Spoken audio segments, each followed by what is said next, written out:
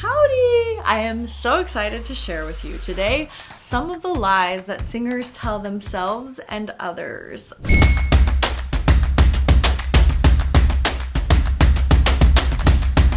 I don't even think some of the singers probably realize that these are lies, and these are lies that I told myself for many, many years until I realized I was wrong. And it's okay to admit when you're wrong. And so here we go. Let's talk about the 5 lies that singers tell themselves and tell others. So I'm going to start with the one that I think is the biggest fallacy that singers still to this day will tell you forever and ever and ever. I feel like even at times I'm still guilty of this. The biggest fallacy that I have heard are things like honey, lemon water, throat coat, throat sprays, helping your voice. Now, and anatomically, we have something called the epiglottis. The epiglottis sits above our vocal cords. That epiglottis is meant to stop food and drink from entering into our lungs. Well, our epiglottis sits here and our vocal cords sit down here and then our lungs sit down here. Well, if your epiglottis is working correctly, it will be stopping all honey, lemon, tea, throat sprays from hitting your vocal cords. It doesn't happen. It doesn't do anything to help protect your voice. It doesn't do anything. Now, hydration is still really, really important, but it's going to be more about the hydration that you give yourself before singing. It's keeping ourselves hydrated so we don't get to a point where we are dehydrated when we are singing. So we know that hydration is important for working out and all of that. It's the same kind of physicality. We want our entire bodies hydrated for singing. But knowing that lemon and honey and all of those throat coats, those sprays, they don't ever touch your vocal cords. They just make your throat, like literally like your tonsil area and the back of the throat, your soft palate and all of that, they make you feel better. And it might like give you a false sense of improvement for your voice because you're making some soothing things happen there. But you're not actually touching your vocal cords in any way, shape, or form and improving anything in that sense. That's the number one lie singers will tell to you forever and ever. But let's talk about one more thing that has become sort of more popular. You'll see things like vocal mist or vocal nebulizers. That will touch your vocal cords because it's inhaled. So when you steam or when you nebulize, that is inhaled, which means the epiglottis is lifted and opened, and that allows for that humidity to come through and actually touch your vocal cords. So if you use a nebulizer with saline, that gives you some salt water. It's like giving your vocal cords an Epsom salt bath. And that is great, and it helps with inflammation and all kinds of other things like that. Number 2. Now, most skilled singers will know the difference here, will know the answer here. These are singers that have had training or have just like learned the proper technique to healthfully belt. The number 2 lie that a lot of singers tell themselves is that belting is just yelling. Now, if you're just yelling in your belt, you are not going to last very long as a vocalist. It's not going to feel good. It's not going to be healthy. It's just not the right thing to do. You're going to cause damage to your vocal cords. True belting, like proper belting, your voice can last a lot longer if you're doing it correctly. There's a different placement, and we'll get to this head voice, chest voice thing in a minute, but the sound reverberates a little bit higher. You're putting a lot less strain around the muscles here. We're kind of supporting in other ways. We're planting ourselves. It's really, really a long process to get through proper belting. But proper belting is a much lighter feel than an actual yell. That's number 2.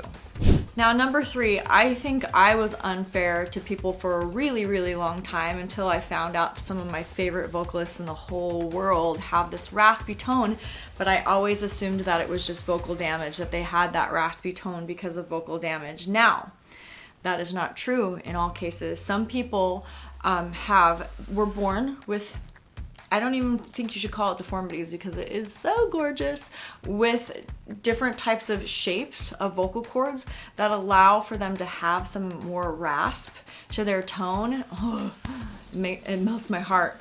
But not everybody that has a really raspy voice is a chain smoker or did damage to their voice. Some people are just naturally born with a different vocal cord anatomy, and I kind of think they're kind of lucky. That's one thing that I told myself for a long time. Now, don't get me wrong, there are a lot of voices out there that are raspy, and they're raspy because they've been damaged.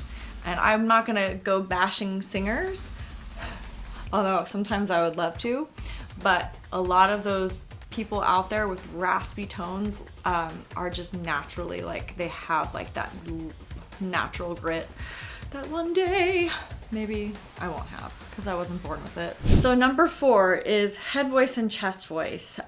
You might hear singers say, I'm singing from my head voice, and they might introduce it as a completely different.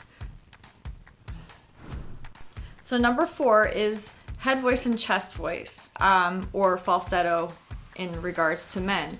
A lot of people like to act like these are different vocal cords that are working through different parts of your body. Your chest voice still comes from your vocal cords that sit here. Your head voice still comes from your vocal cords that sit right here. Literally, it's just an adjustment that the vocal cords make to go into a different sound. That's a little bit lighter. Head voice is a lighter sound that your vocal cords produce. Chest voice is a heavier sound that we usually use when we're talking. The head voice is more light and airy. And there are people that are really skilled that can do a mix of a little bit of that chesty sound, which is just like a thicker sound, and a mix of the thinner sound with it, which is your head voice. And that can be a very healthy belting technique as well. But there are no such thing as two different voices. There is something called the head voice and the chest voice now. That does exist, but they are still all coming from one spot, the same vocal cords. They're just different sounds created by those same vocal cords. Number 5, singers are born with the talent. Now, I truly believe that the really great singers naturally had a tendency towards music from a young age. That's what I'd like to say in regards to that. They had an ear for it. Their ears worked really well. But most anybody in the whole world, most anybody, I don't believe that everybody, now this is just me, but most anybody in the whole world can learn to sing. And singing is an acquired taste. So some people might love Celine Dion, and some people might hate Celine Dion. Some people might love Mariah Carey. Some people might hate Mariah Carey. Some people might love Bob Dylan.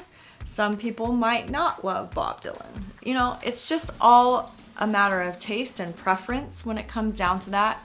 Now, it is a skill. It is a skill that can be worked on and improved. So you might have a natural ear for music and a natural tone that is attractive to people. But almost everybody who has an ear for music, in the sense that they can hear when something is correct and not correct, can learn to sing. And with lots and lots of practice, somebody that maybe even doesn't have a great ear can be trained into a better ear as well. So not every singer out there that's famous was born with a natural ability, and they just might have worked really, really, really hard. And most singers that do have great skill and ability, and maybe were naturally born into some good sounding ears and great tone, might probably work still very, very, very hard to still be good at their craft. There's a passion there. There's a passion that makes you want to work hard. So I hope that these 5 little lies that singers tell themselves were interesting to you. I think it's been really interesting to be a voice teacher for as long as I have and kind of like learn and grow as even a teacher.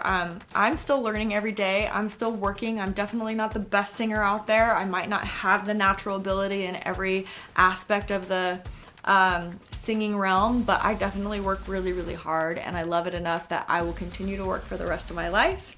And I hope this inspires you to maybe want to work a little bit harder, or know that you might have some talent within you too. Have a great day. Bye.